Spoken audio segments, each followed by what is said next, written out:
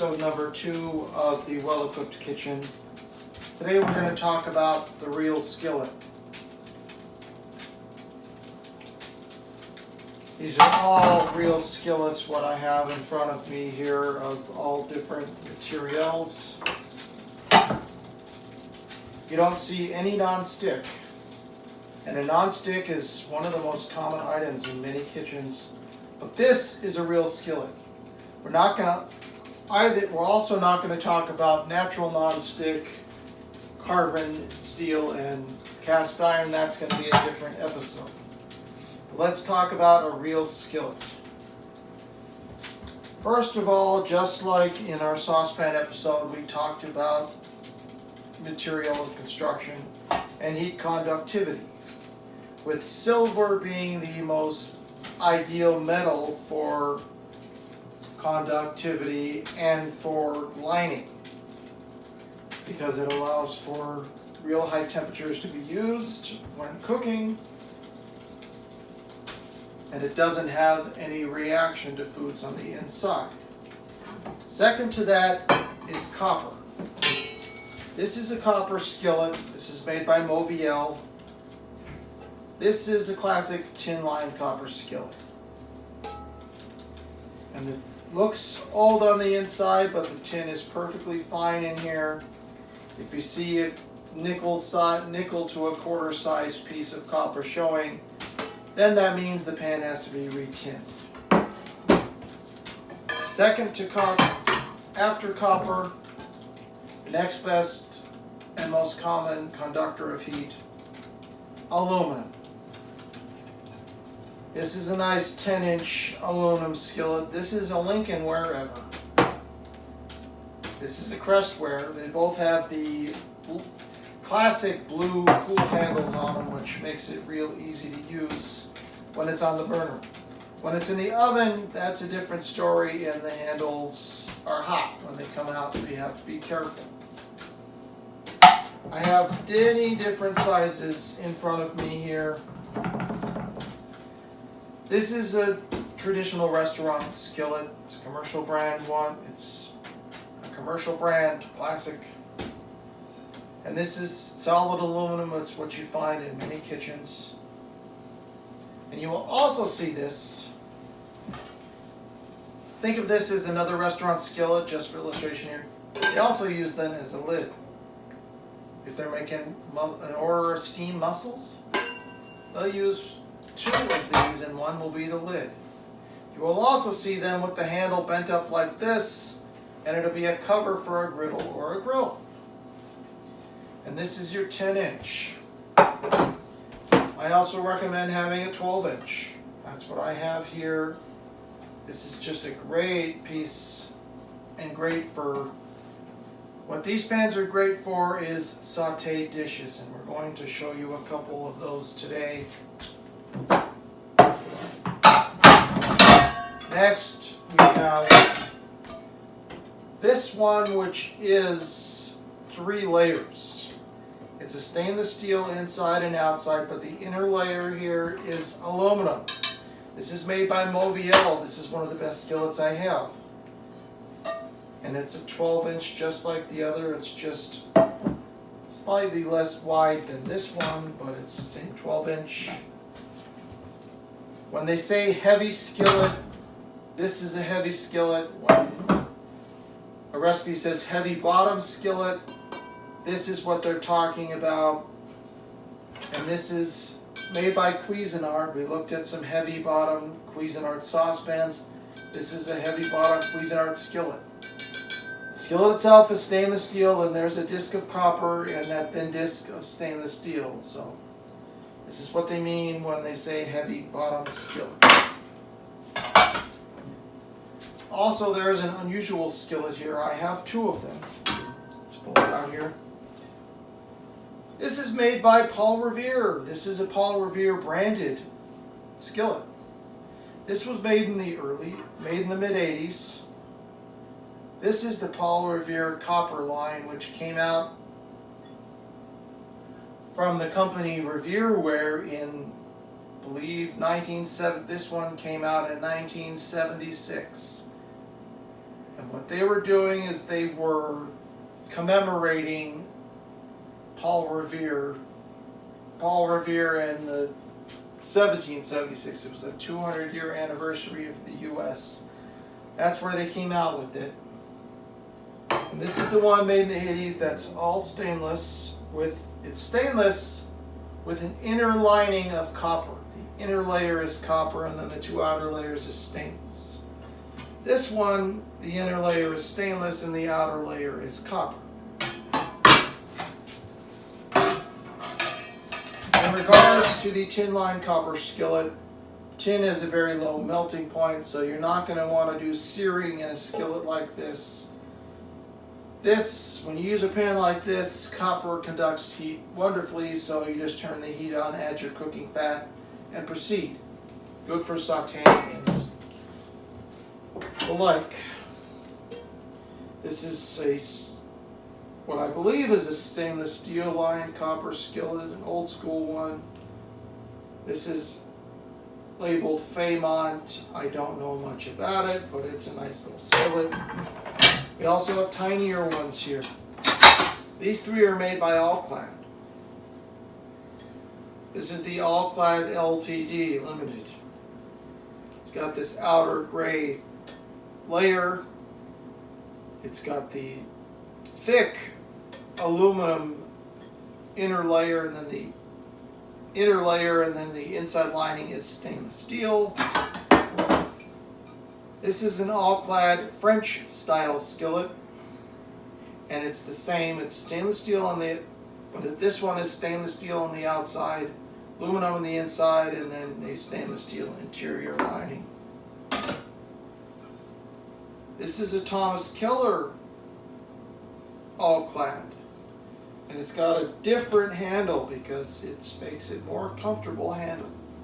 These were designed in collaboration with Thomas Keller, and this has the same gray outer lining with the interior lining of aluminum, and then the interior cooking surface is stainless steel. That's your Allclad skillet. Now what do you do with skillets like this? Sauté dishes at a restaurant, they're cooked in these skillets right here. They may also have skillets that are aluminum on the outside and layered on the inside, and then they can be coated in stainless steel. That's a rare pan you may see, and it allows for more reactive substances like tomatoes and acidic ingredients like sauces and the like to be done in pans like this. And it's lined with stainless. Pasta is a great item to cook in a skillet for finishing pastas. Spaghetti aglio olio is perfectly done in this pan. You cook your pasta separately, and you start your garlic, oil, and hot pepper in this. Beef and fish sauté dishes.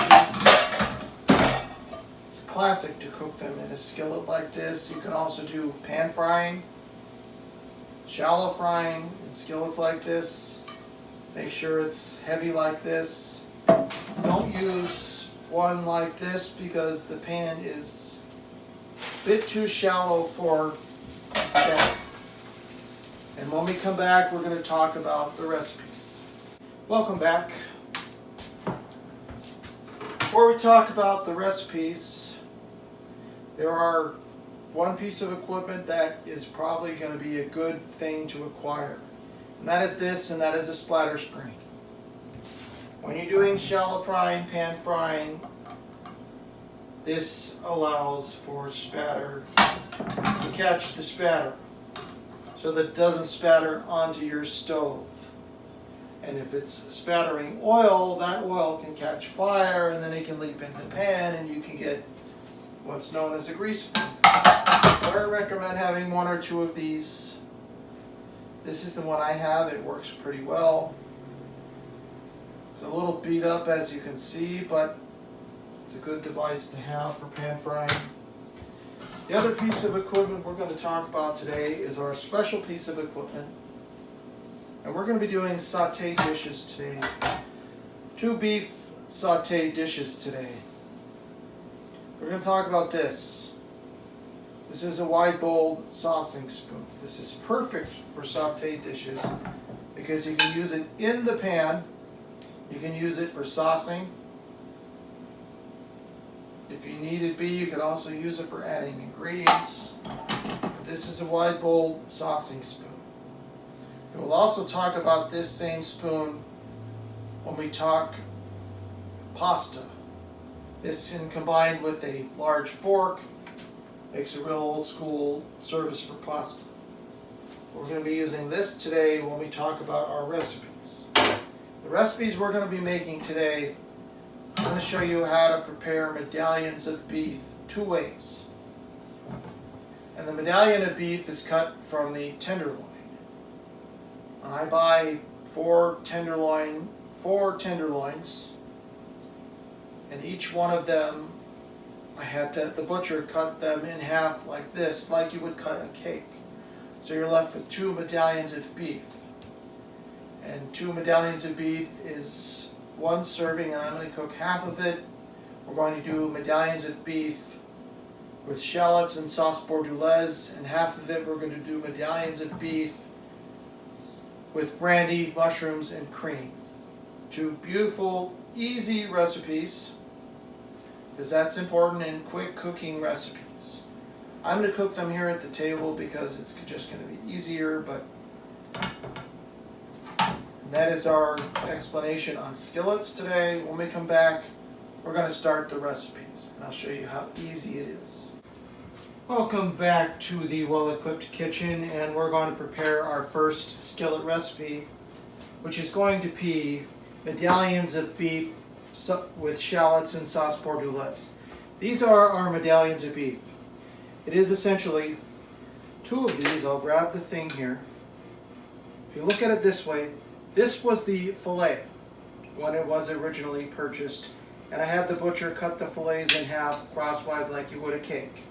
We're going to use 4 for each recipe, which gives you a nice medallion, and for each of the recipes you can serve them both, and then you have 1 piece of each one, and it gives you a nice little treat. The other ingredients, and we're going to heat up our pan first. It needs to be hot, and we're using our 12-inch skillet here. And we're going to add some clarified butter in here to sear the meat. And for these 2 recipes, I'm going to sear the meat rare. Cook this rare, because I need to reheat this later, so we're going to cook it rare, but you could easily cook this as done as you like it. If you like it more medium well, or you like perfect medium, I'm heating this rare so that when it's reheated in the oven on these platters, then it will be easier to work with. So I'm going to start here by heating this butter, and we need to get the butter hot. That is of utmost importance. Now, the other ingredients we're going to talk about here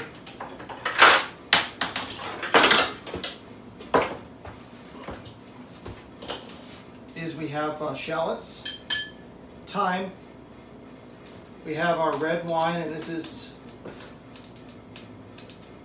made by Medoc. This is a French wine, and this is 50% Cabernet, 50 Sauvignon, and 50% Merlot. And we have some demi that we made in our previous episode. I can feel it popping. So we're going to take 4 of these. And these have already been seasoned with salt. It's important that they sizzle.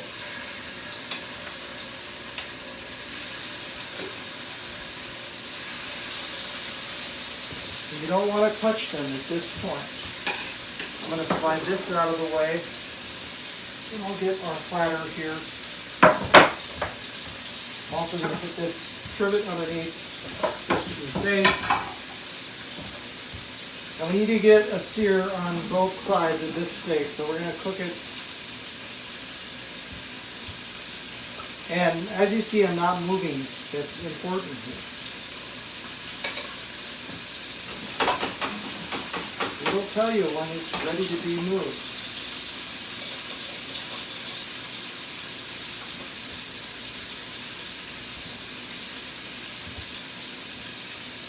It's important to season your steaks ahead. If you don't season them ahead, then you're going to have problems later on. Now we're starting to release from the pan, okay? Just don't touch them at the beginning.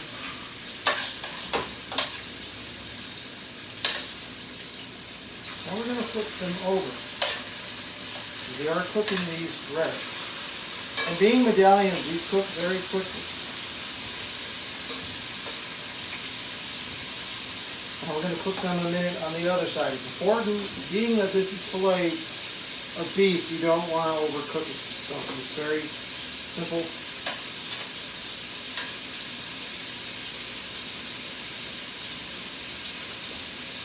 And I can just tell by looking at it, you can look at the side. Wash them from the pan.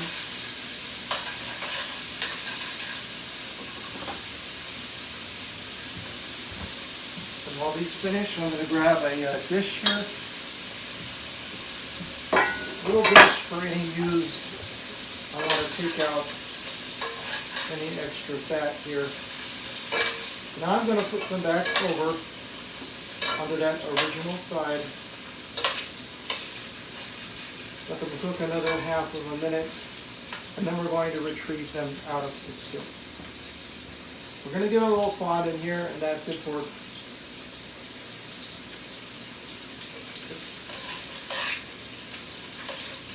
Now we're going to pull them out.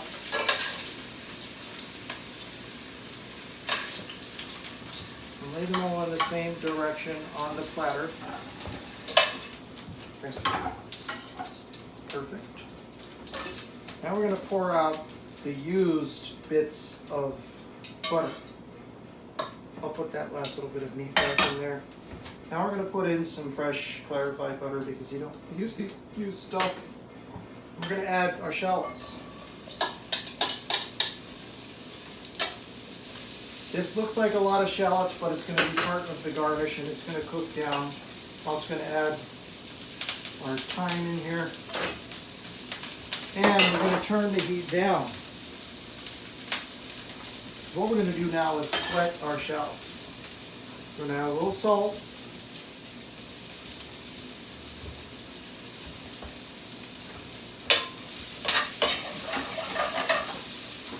I'm going to put just a touch more butter in here.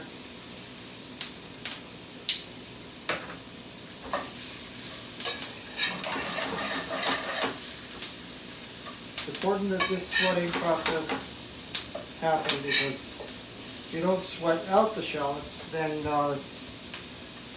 they're going to be a little raw when we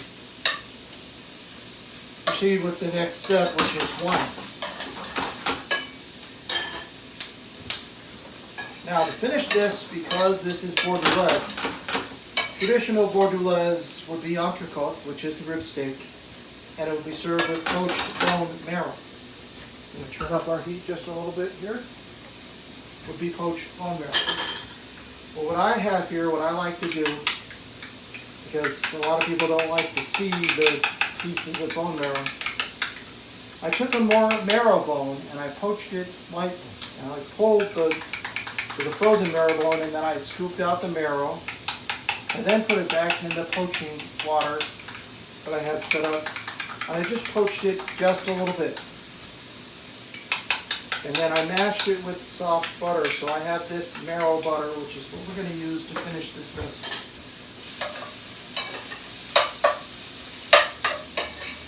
You want these shallots to be somewhat translucent and not too much color. They're almost there.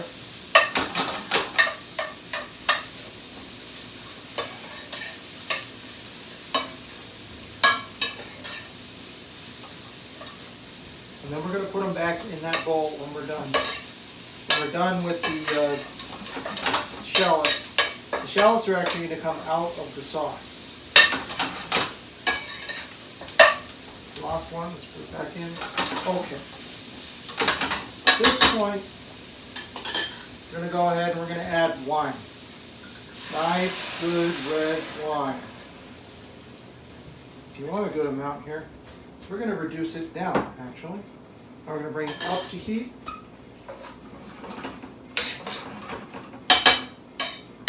At this point, we're going to add a little bit of black pepper, freshly ground. If you wanted to put some cracked pepper in here, you could. That would be very traditional. A little bit of salt. Again, season as you go. That's important here. Now we need to cook the shallots in the wine.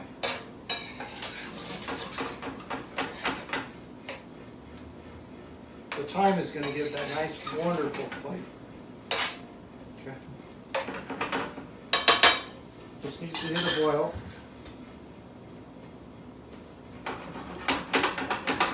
And then we're going to add, once this cooks down, we'll add demi and we'll simmer it a little bit longer. And then we're going to add the, we're going to pull out the shallots and then add the butter that's our marrow butter. If you don't like bone marrow or don't want to have to use it, you could by all means just use some soft butter, would be perfectly fine. But the bone marrow just gives it an extra little bit of nice flavors. It's nice, gives that richness, and gives that traditional Bordelaise flavor.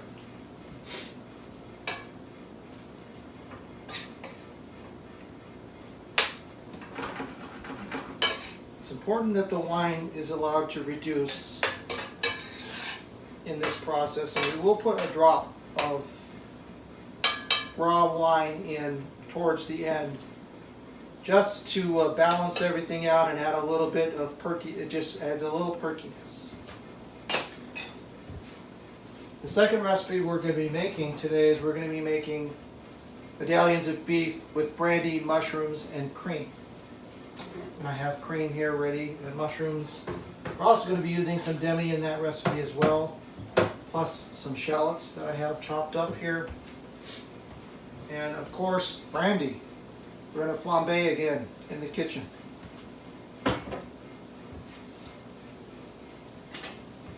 You just have to be careful when you do flambe.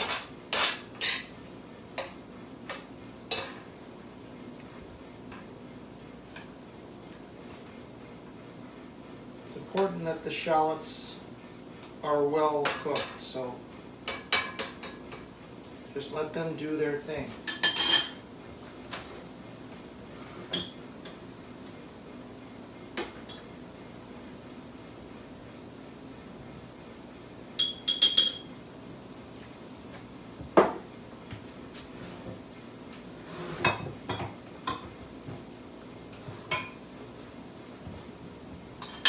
Looks beautiful. Reducing the wine removes a lot of the alcohol. You're not going to remove it all. It also concentrates that flavor of the wine. If you just add wine and then add other ingredients, you will get a flavor of raw wine, and you do not want a flavor of raw wine in this recipe. For both of these recipes, we're not using any thickener in the sauce. There is no need for any thickener. We're going to get a little bit of slight thickening and velvetiness from this marrow butter, and then we'll get a little thickening from the cream, but we're not going to add any actual thickener. There's no point, because these are pan sauces. And nice and lovely.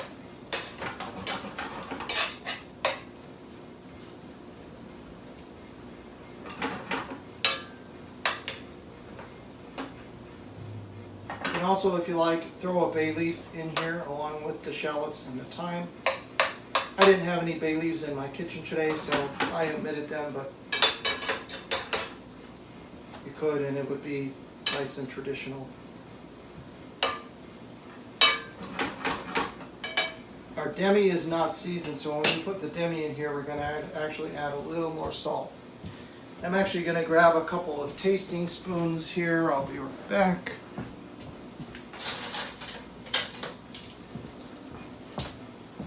It's always good to keep tasting spoons near you at all times. Tasting, there we go.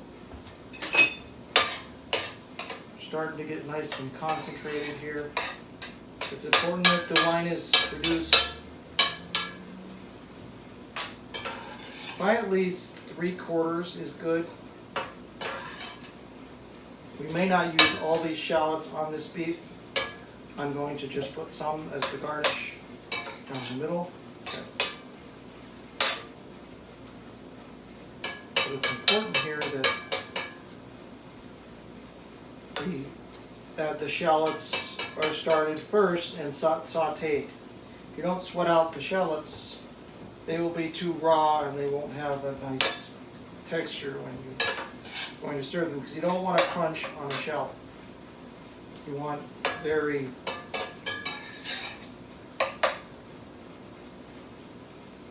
and they've been cut into rings, which is lovely here.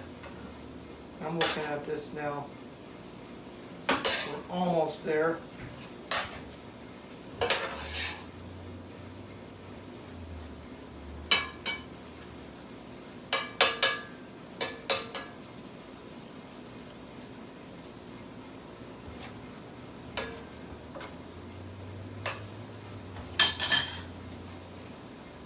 Now we're going to pour in demi.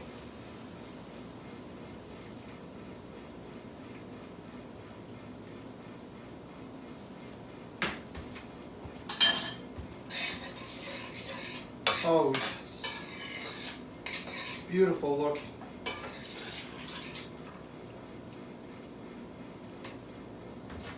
Now we have to re-season with, we have to season again because we added our demi in here, so we have to season it again. It's of utmost importance to season it properly.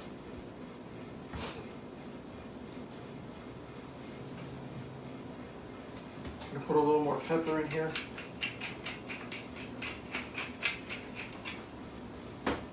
Okay.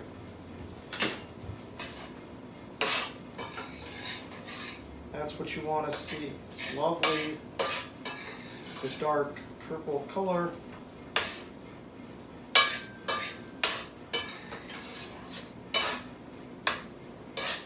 It's beautiful.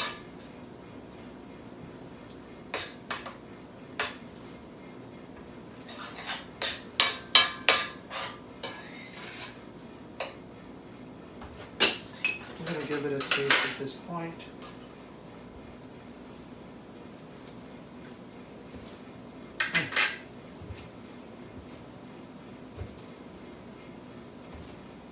It's just a dash more salt.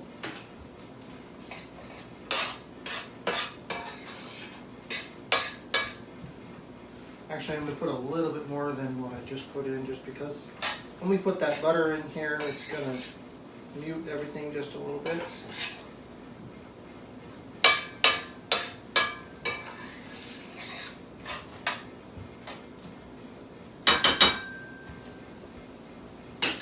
Okay.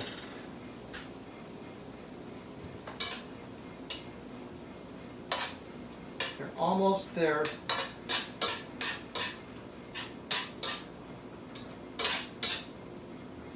Yeah, they're almost there. We're going to pull them out here. We'll start to pull them out now.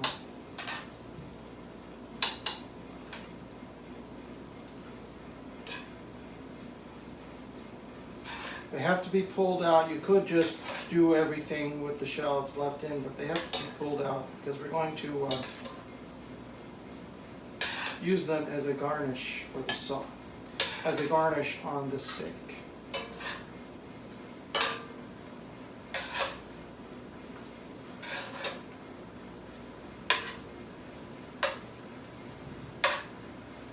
There could be a few in here that wouldn't be big of a deal. Pour out any extra liquid here. So we just want to leave the shallots themselves. And I'm going to put a touch more demi in here, just a little bit.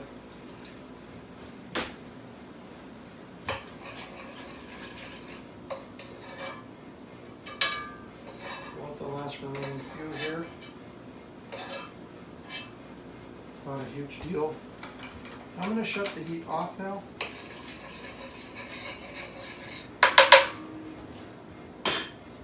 And we're going to put our drop of wine in here. Don't need much. For this amount, not even a tablespoon. It's just a little bit, just to perk the flavor.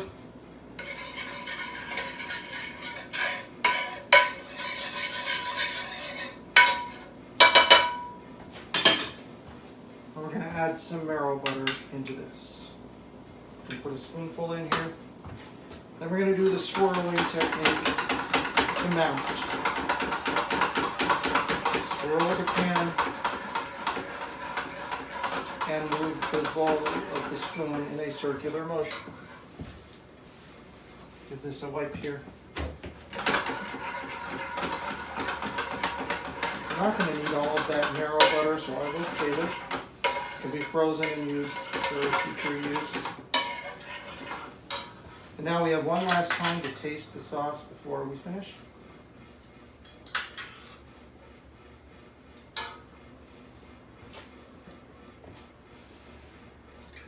I'm going to put in a drop more wine.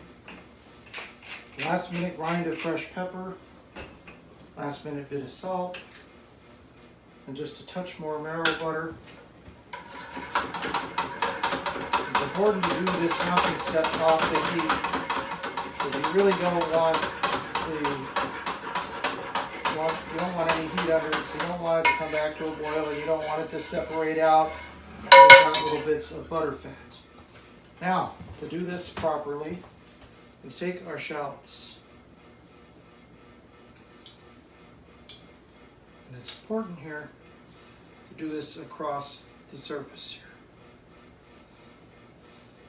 As you can see, we have more than enough shallots here, so I'm not going to use them all. Okay.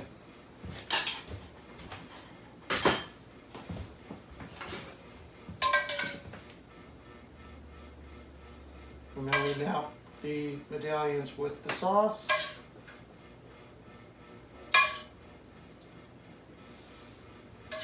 And you want the sauce to go all in around the meat.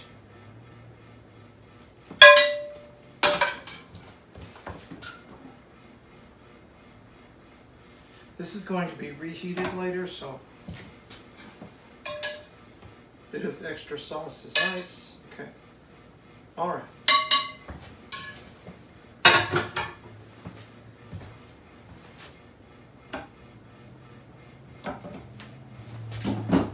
That is our medallions of beef with shallots and sauce bordelaise. Next one.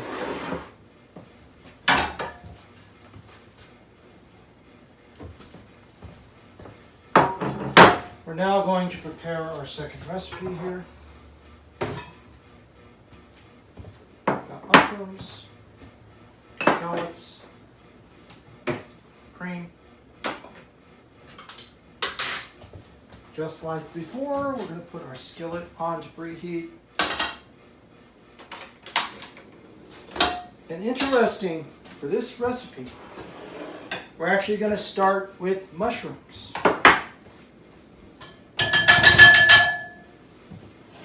I'm going to go grab a second bowl spoon, because that one was dirty that I used. We're actually going to start with mushrooms.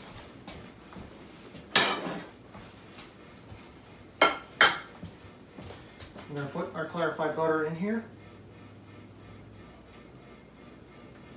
Now I put 2 teaspoons of it in here.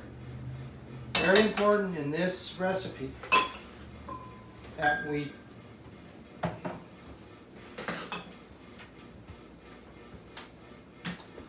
very important for this recipe that the pan is really hot when you add the mushrooms. This is our brandy, which we'll put right here. Now, just like before, we're going to heat the butter up until it starts to bubble on us. We're going to cook the mushrooms first, and that's very important in this recipe, so that the mushrooms are completely cooked. So when we go to make the sauce, we'll slide the mushrooms in towards the end to finish. Now, you can see it starting to pop here. And we're using button mushrooms. I have about half a pound here. We might have a few extra mushrooms, which are perfectly saved for a steak. Use them in a chicken dish. Save them for boeuf bourguignon or coq au vin, which has mushrooms.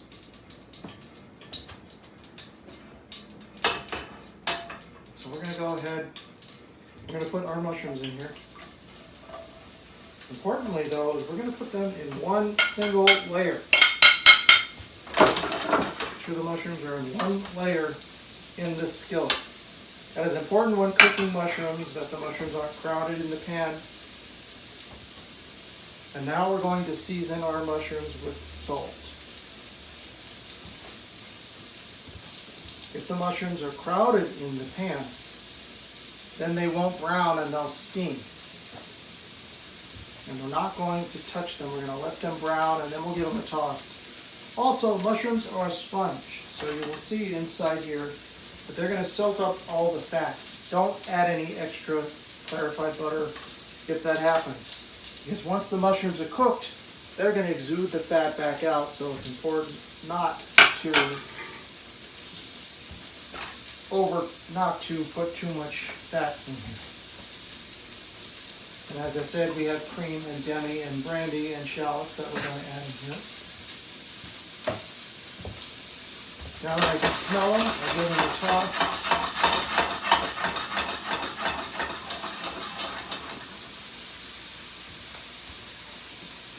You want to get some nice browning on the mushrooms.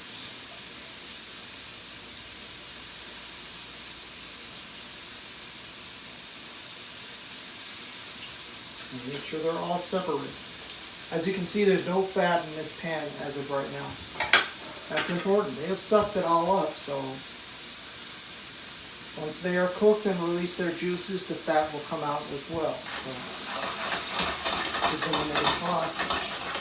And we're doing this over high heat because we want nice color on these mushrooms.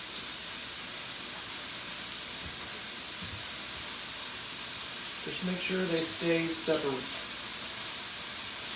If you have to do a lot of mushrooms, you want to do this recipe times and up the quantity. Do your mushrooms in batches and use a larger skillet. I'm going to turn the heat down just a hair for now.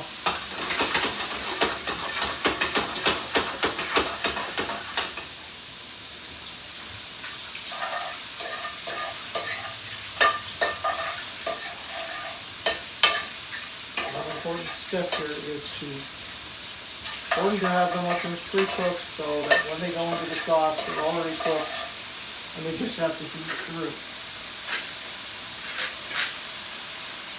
And you don't, for this recipe, you want to use button mushrooms. You could use creminis as well, which would be delicious.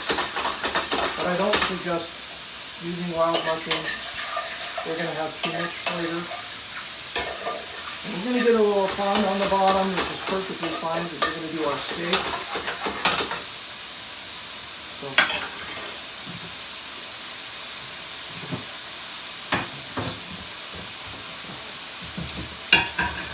got our other platter here ready to go.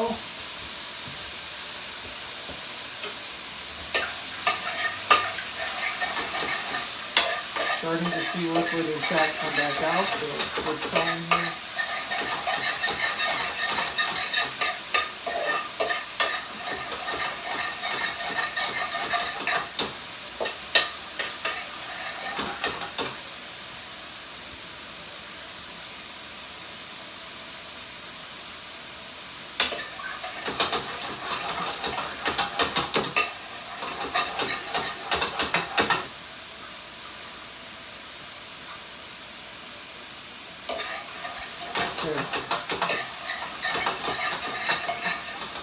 They're almost done here. And as you can see, there's fat in the bottom of the skillet, which means that they have sufficiently exuded all of their fat. Now I'm going to take these out now.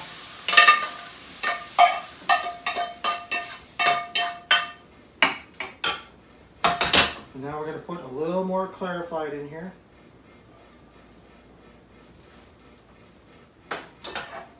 And we're going to go back to high heat. We're going to do our steaks. Put our medallions of beef in here now.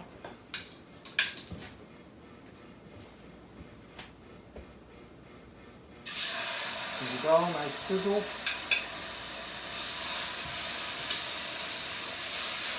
And if you're doing more, just do these in batches in a larger pan. It'll work fine.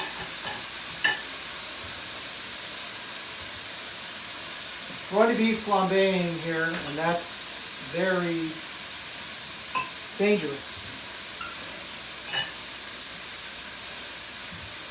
Just like before, we're going to cook these nice and rare in the middle so that they can be reheated.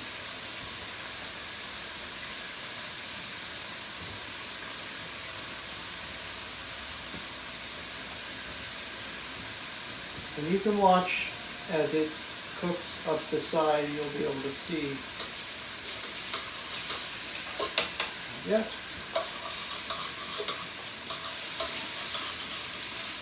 Make sure they're not sticking. Want to make sure there's enough fat in this pan so that the beef doesn't stick. Because if the beef sticks, you're going to have problems.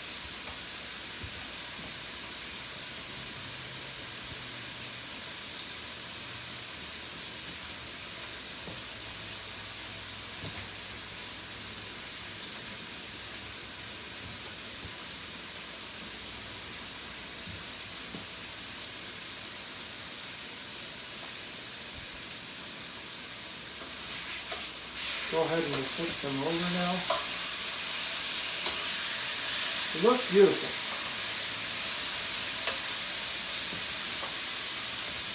These dishes are meant to be quick, so I wouldn't substitute other types of beef. This is a very quick cooking recipe. These are two quick cooking recipes, so I don't recommend just like this out of the way here.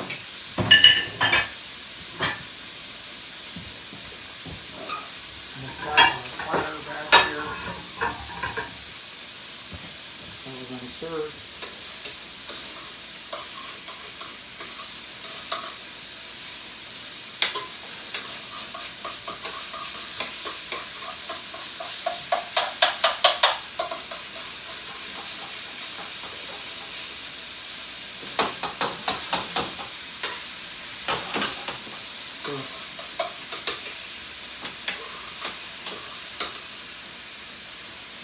Go ahead, and I'm going to pull these out now.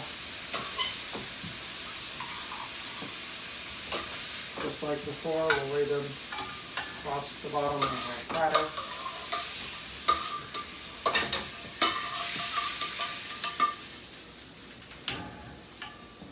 Okay.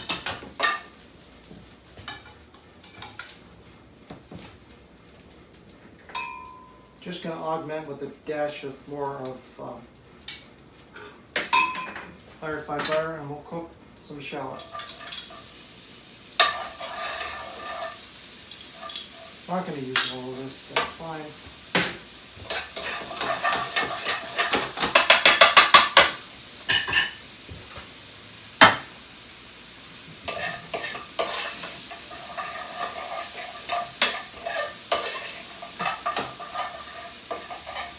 It's important that the shallots are tender in this process. Just need to drop more clarified butter in here. You can always adjust. We have nice fry from both the steak and the mushrooms. So now is the moment of truth. We're going to take our brandy and off the heat. We're going to pour in our brandy, about a third of a cup or so.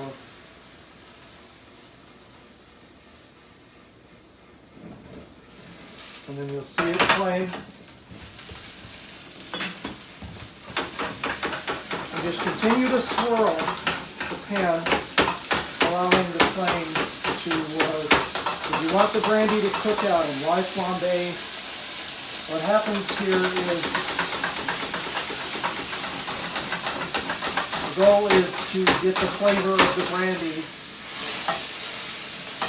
but to not have any raw alcohol. Last little bit of flambe here. You can see it concentrate. There we go. That's what we want to see. Now we're going to go ahead and we're going to add demi in here. I'm going to put about 3/4 of a cup in here. Plenty. We're going to go ahead here. We're going to add some salt and some pepper.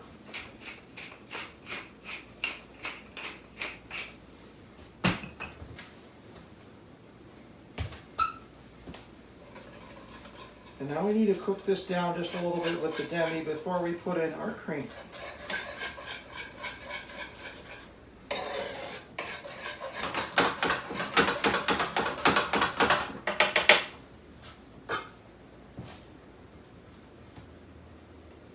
Cool. All right. That'll be out like this 2 o'clock. Okay.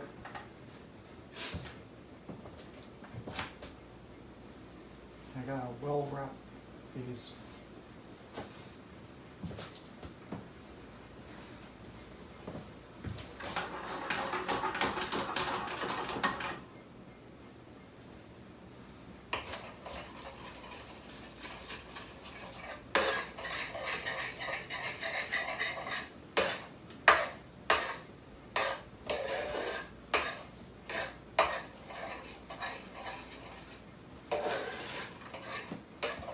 Looks lovely.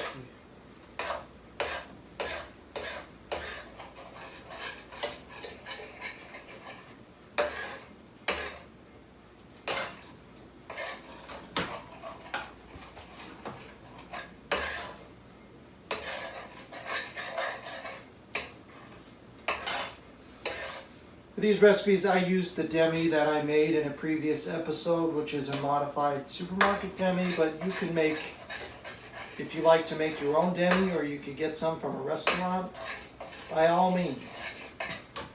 They're pretty well reduced here. Now we're going to add some cream.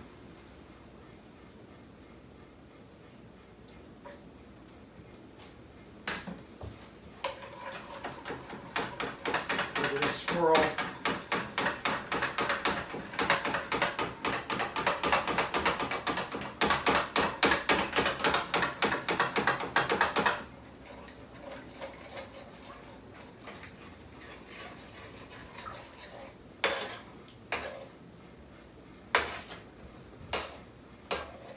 At this point, we're also going to slide back in our mushrooms and their juices.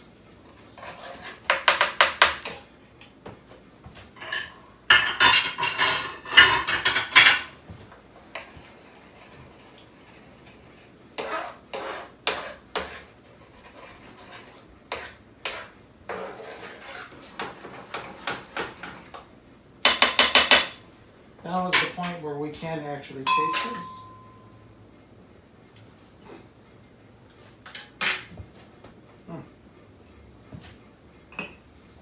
Needs a little salt.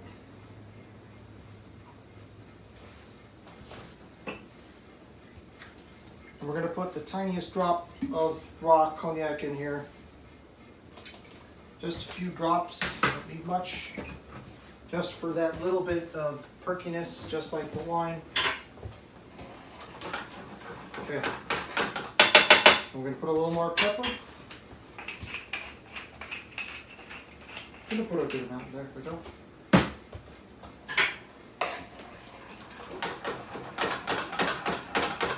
This is perfect.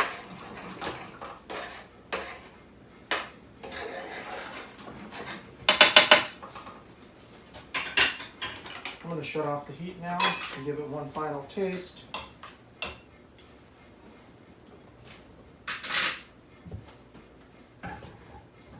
You get that nice flavor of the brandy and the mushrooms. And now, just like before, we're going to nap our medallions. You might have a little extra sauce, which could easily be saved. And you could saute some steak tips.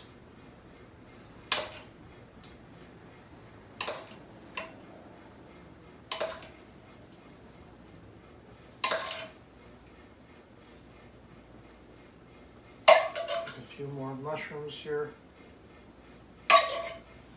The mushrooms are lovely with this.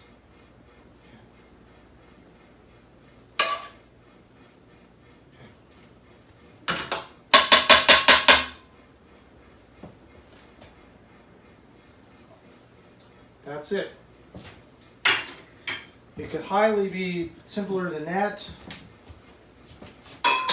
It's easy. It's one of the easiest recipes. They're two of the easiest recipes. They're delicious.